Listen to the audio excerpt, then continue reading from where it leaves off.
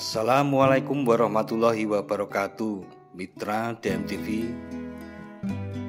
Pada kesempatan kali ini kita akan berziarah ke makam Ki Ageng Wonolelo yang terletak di Dusun Pondok Wonolelo, Widodo Martani, Kecamatan Ngemplak, Kabupaten Sleman, Daerah Istimewa Yogyakarta.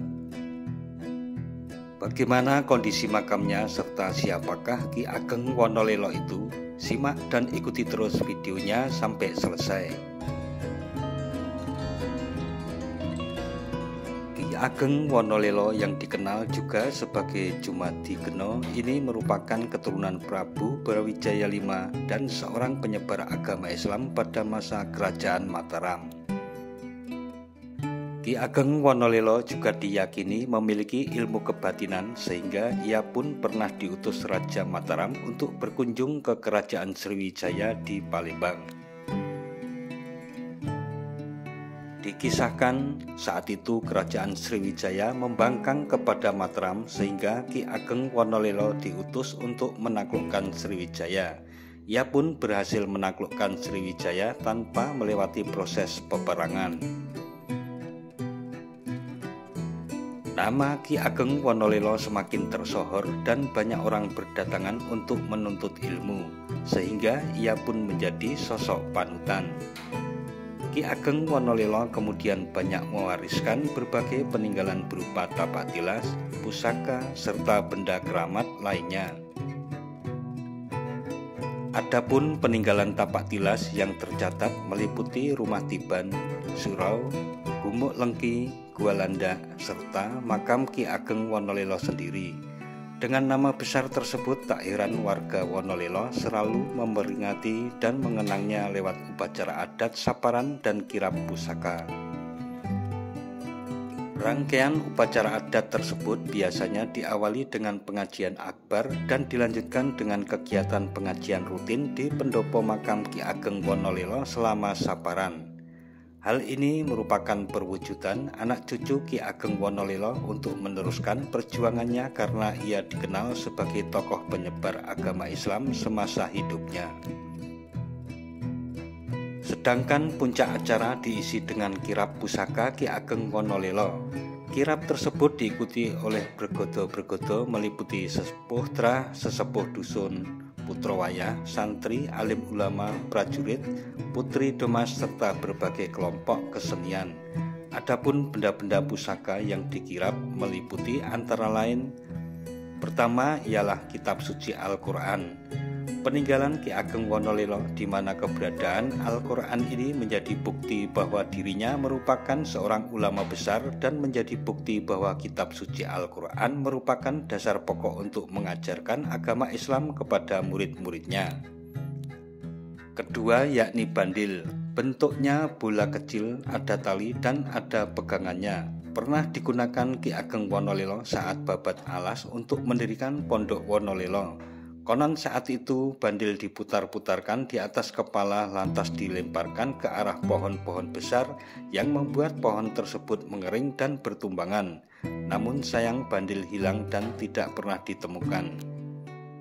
Ketiga yaitu baju Ontrokusumo. Bentuknya menyerupai rompi dan berfungsi untuk menciptakan kekebalan pada tubuh si pemakainya. Baju ini pernah digunakan Ki Ageng Wonolelo saat babat alas. Baju tersebut dikenakan supaya badan si pemakainya tidak kena senjata tajam, tidak diganggu binatang buas, tidak diganggu jin setan, serta banaspati tidak berani mendekat. Kemudian kopiah yang diyakini pernah digunakan Ki Ageng Wonolelo saat menaklukkan Kerajaan Palembang tanpa melalui peperangan. Dikisahkan bahwa pada saat itu Ki Ageng Wonolelo memiringkan kopiahnya setelah menjalankan ibadah sholat Jumat. Seketika masjid dan bumi Palembang ikut miring dan membuat orang-orang berjatuhan. Kelima yaitu potongan kayu jati mustoko masjid, berupa potongan kayu jati biasa yang dulunya digunakan untuk membangun surau atau masjid. Keenam, tongkat yang digunakan sebagai senjata sehingga selalu dibawa Ki Ageng Wonolelo saat menghadapi berbagai rintangan selama menyebarkan agama Islam. Ketujuh, sesaji berupa tumpeng robyong sebagai simbol untuk menghilangkan keruwetan dari segala macam gangguan dan sebagai lambang kesuburan.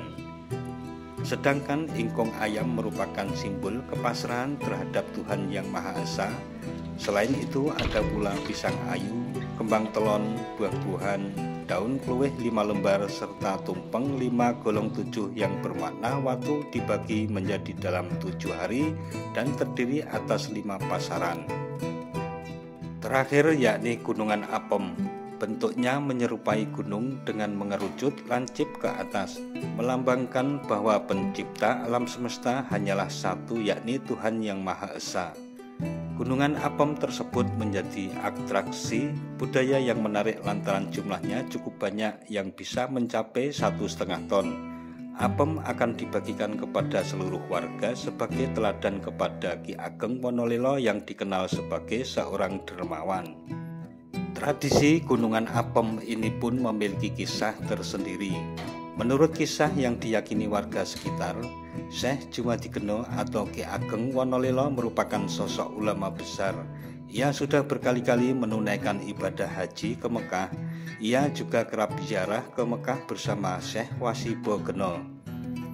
Dikisahkan pada bulan Sapar tahun Alif 1511 diperlambangi sinengkalan Ratu Suci Tataning Jagat, Syekh Jumadikeno ziarah ke Mekah. Sepulangnya berziarah, ia membawa oleh-oleh berupa roti gimbal yang masih hangat. Roti tersebut terbuat dari tepung beras sejenis apem. Sementara anak cucu, para santri, dan tetangga Ki Ageng Wonolelo sudah berkumpul di rumahnya sambil menunggu kepulangan Ki Ageng Wonolelo beserta berkah dan buah tangan dari Mekah.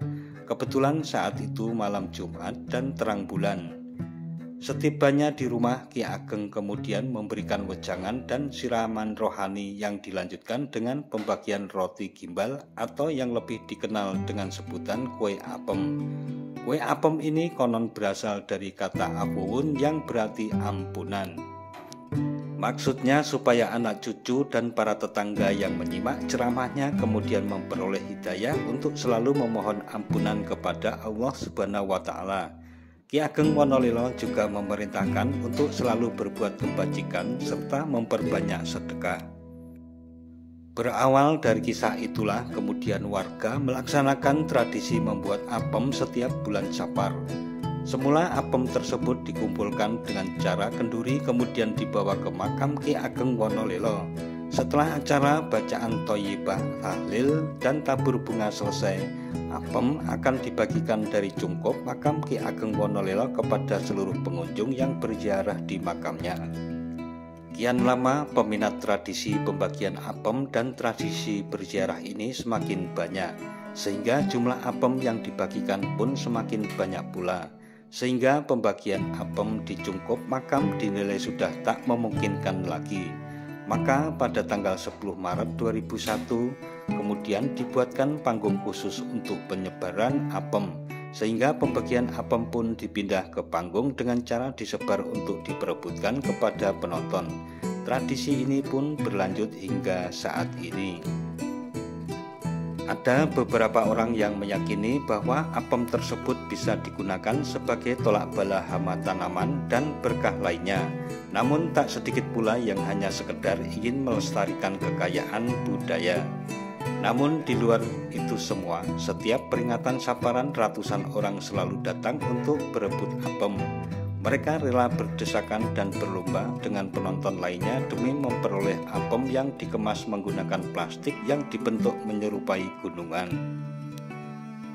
Upacara adat Saparan ini dimaksudkan untuk melestarikan nilai-nilai tradisi dan budaya lokal sebagai benteng yang tangguh untuk menghadapi serbuan budaya global yang berpotensi melenyapkan identitas bangsa.